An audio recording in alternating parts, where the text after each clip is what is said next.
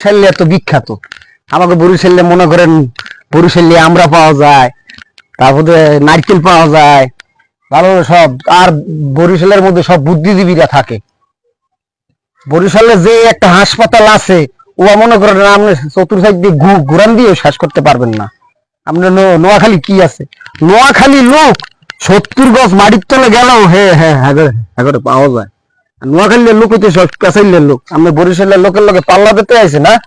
হ্যাঁ হ্যাঁ, তুই থামবি।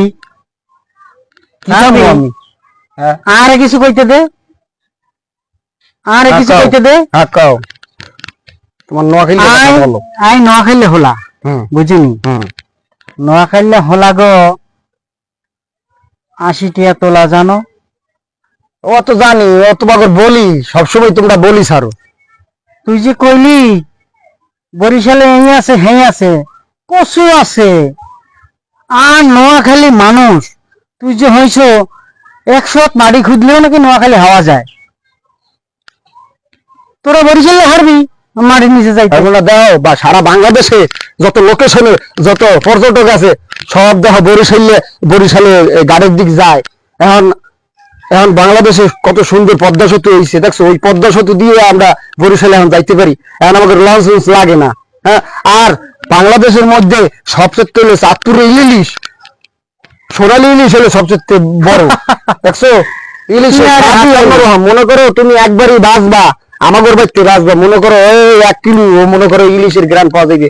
তোমাকে নোয়াখালীতে কি কচুটা আছে, কি কচু! তোমরা তো কত সিদ্ধ করিয়ে খাও। তুই আরে হাসাইলি রে ভাই। না, তুমি বদনাম করো।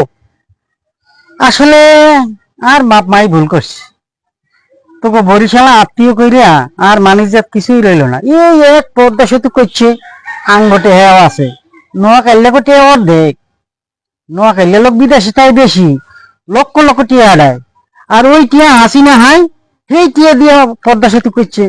হিয়ার এত পাওয়ার, এরামের পদ্মা সেতু আর এলাকায় এভেলেবেল পড়ে গেছে। মামু তুমি নরসি মনে করো না, বুঝলি? বরিশালের নরসি মনে করি না। আমরা চাইতে আছি যে আমরা আত্মীয় হয়েছি, বরিশালের মানুষ আত্মীয় হয়েছি, নোয়াখালীর মানুষ বরিশালের লোক আত্মীয় হয়েছি। আমরা একসাথে থাকবো, একসাথে মরবো, একসাথে গর্ব।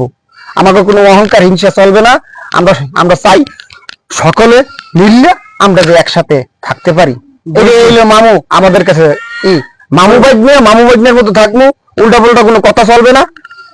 এখন ওগুলা মামা থাক, যার যার মতো হ্যাঁ চলবে, আমরা সবাই মিলেমিশে চলি। আর একটু কইতে দে, আর একটু কইতে দে। তুই তো অনেক কিছু কইলি, এখন যা কই হালাইছ আর কি হরম।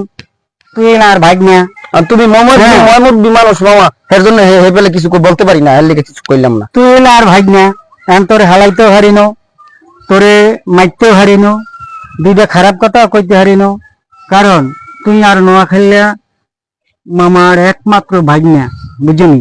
যাই হোক, মানছি জানি কোনো নোয়াখালী বরিশালে নিয়া কোনো কথা না কইতে হারে, বুঝলি? হ্যাঁ, এইটা মামা তুমি মাথা রেখো। হ্যাঁ, ও উল্টা পুল্টা কথা চলবে না, ঠিক মতো চলতে হইবে। আমরা সমাজের মানুষ একসাথে থাকবো, কোনো ভেজাল টেজাল হবে না। আর ভাগ্না তো বুঝিনি হাতের হেডম বাড়ি গেছে, এই জন্য এত বকবা করতে থাকে। না মামা তুমি ভুল করতে আছো। না, আমি ভুল করিনি। আর ভাগ্না বুঝিনি এটি হেতে হেডম বাড়ি গেছে, এই জন্য হেতে বকবক করতেছে। আইনেরা কিছু মনে করে না, বুঝিনি? আই নোয়াখালী বরিশাল মামু আর ভাগ্না, বুঝিনি? ওকে, আসসালামু আলাইকুম।